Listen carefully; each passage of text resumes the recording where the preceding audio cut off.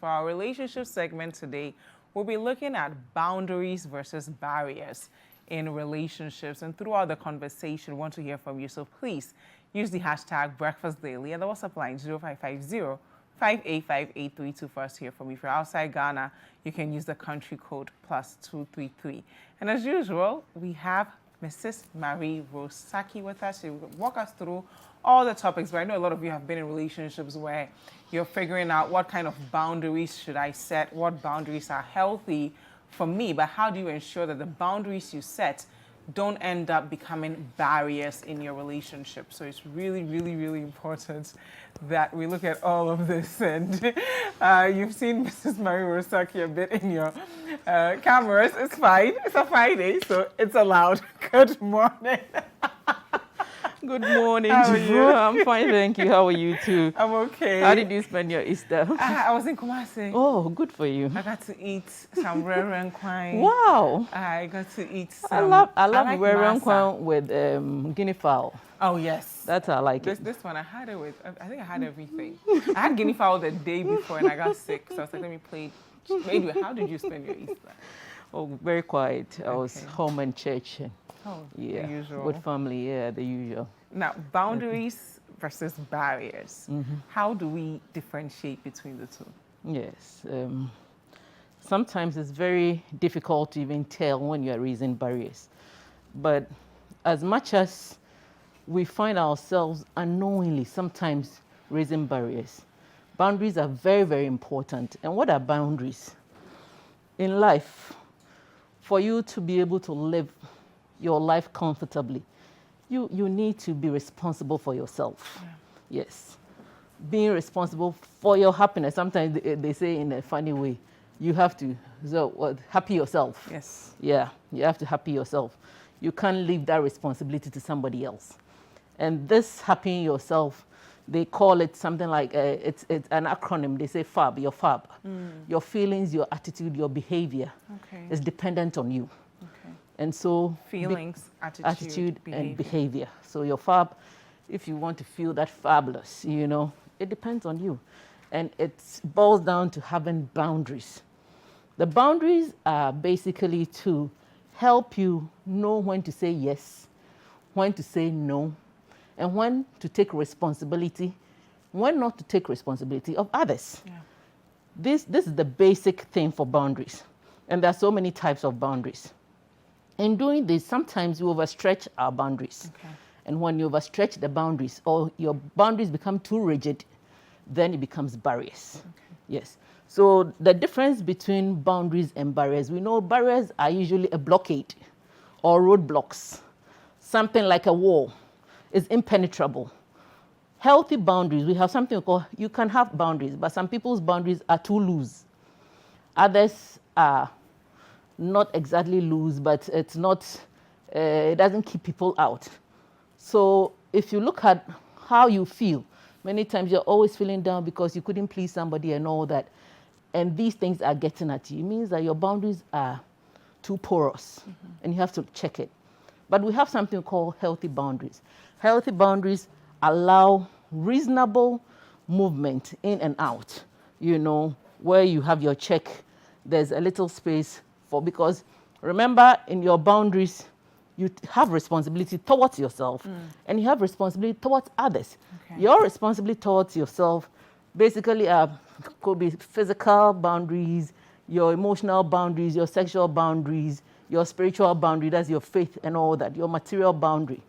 But then, remember, you are responsible towards others by respecting others as well, accepting them or having unconditional love for them, and then taking them as they are. So these are some of the things that you look at. So it's not only you. If you are doing healthy boundaries, you don't become selfish. Okay. You are more in tune with yourself. When you're in tune with yourself, you understand what you like. So how do you Then set those healthy boundaries you can with help. your partner? Yes. Do you tell So- them in the beginning? Do they know the times of the day where you will need those boundaries? How do you Yes. do that? I think that it might not necessarily need any formal sitting down Okay. because it might not come off head at all. But as you relate to people, you realize that certain things when they do, you don't like it. I have a friend. She doesn't like to be tickled. She doesn't like it at all. You would think that people enjoy being tickled, but she doesn't like it. And so such a thing, supposing you're in a relationship and the guy thinks, oh, let me tickle her a bit, you know, and she doesn't like it. It doesn't excite her. It actually puts her off. So if she doesn't tell you, how would you know? She would become resistant to it. In becoming resistant to it, if she doesn't communicate it to you, then it becomes a barrier, because maybe when she sees that you are coming close, she will steel herself, which will not allow other things in terms of, like, if you're in a marriage or something like that. So you know that you don't like it, yet you are not communicating it. So these are some of the, let me give a proper example in relationship with your brothers, with your, spouse, whatever. Let's say somebody wants to, maybe a brother or a sister wants a favor from you. Your brother has just lost his job. He doesn't have a place to live. He said, oh, I want to come and live with you. You love your brother or you love your sister so much. But you don't know how to say no, because coming to live with me will inconvenience me at this time of my life, where I am, my visitors and all that, my privacy. So you don't tell this your relative. And then you allow the person to come in. The person comes in and every single minute is a no-no to you. So you build resentment. You become cold towards the person. Yes, and you start building barrier. Before you realize the person is living with you, she talks to you, you don't mind her. It happens a lot in relationships. You are in a marriage. Before you realize, you talk to your partner, he doesn't mind you. You say something, things that they used to laugh at. Now you tell them they are not communicating. They've raised a barrier because maybe you've stepped on their toe. You've done something, you've crossed your line, And like I said, barrier is a responsibility. Knowing how far, they say your freedom ends at the nose tip of somebody else. You should know where your freedom ends. And you don't know where your freedom ends, so you have gone beyond that bound. Boundaries are basically a line that demarcates. Like even in the Bible, God put boundaries to the sea and to the land. He said, don't go beyond this. There's no particular line, but we know that it is there. So boundaries are more like that. But once you raise a barrier, it's a wall, it's a fence, it's impenetrable. And how dangerous are barriers in romantic relationships? It is very dangerous because it's like a roadblock. You are telling the person, hey, stay in your place and let me also stay in my place. There can't be a relationship when you shut somebody out. So how do you fix that? How do you creating a barrier when really you just wanted to create a boundary? If you want to create a boundary and then it tends to become a barrier because you are not communicating it well to the person. Initially you ask, how do you let the person know? You have to tell the person. If you tell the person thinks that, oh, Charlie, it is negotiable. Especially in relationship. You can't say that, okay, I remember when I was a child, I used to sleep with one of my siblings, and on the bed, we will draw a line so that you don't cross it. An invisible line. When you are asleep, how can you know that you are crossing that invisible line? That was a boundary. It was not a barrier. If we raise something in between us, then that would have become a barrier. So when you know that you have, in a relationship, you've drawn a barrier. Sometimes, even a married couple, they'll be sleeping on the same bed. Before you realize, little issues come up. Then they will change. They will start. Maybe they'll have two beds in the bedroom. This is my bed. This is your bed.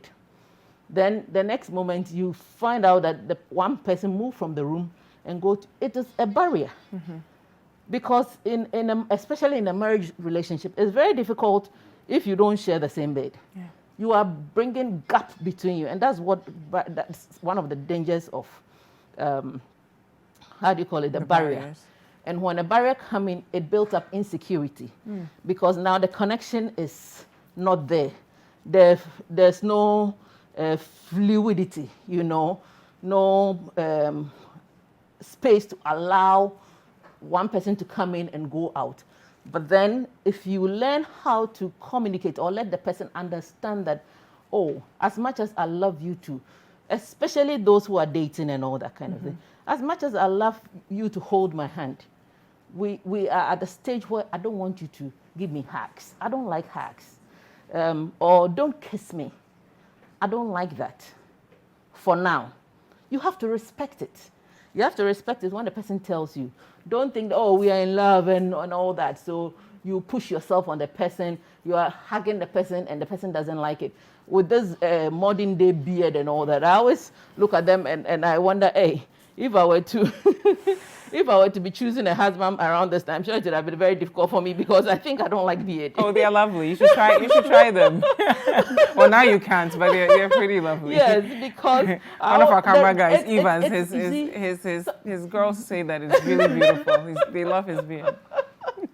But on a serious note, so on a serious note, some of them really look good, yeah. but I don't know. Advice for us who are in relationships and we're battling with these boundaries versus barriers situation. Yes, it's a very, very difficult thing. But I think we have to have that open mind that barriers are fluid. Barriers are not rigid. You mean boundaries? Sorry, boundaries. Boundaries are fluid. Boundaries are fluid, and you can always go in and out. You should always let the person know. Learn to say no. Try and put yourself in the person's shoe. Mm-hmm. And when they tell you no, you also have to respect the person who is telling you no. But with the barriers, please try and not shut out your partner. When you shut out your partner, the relationship is over.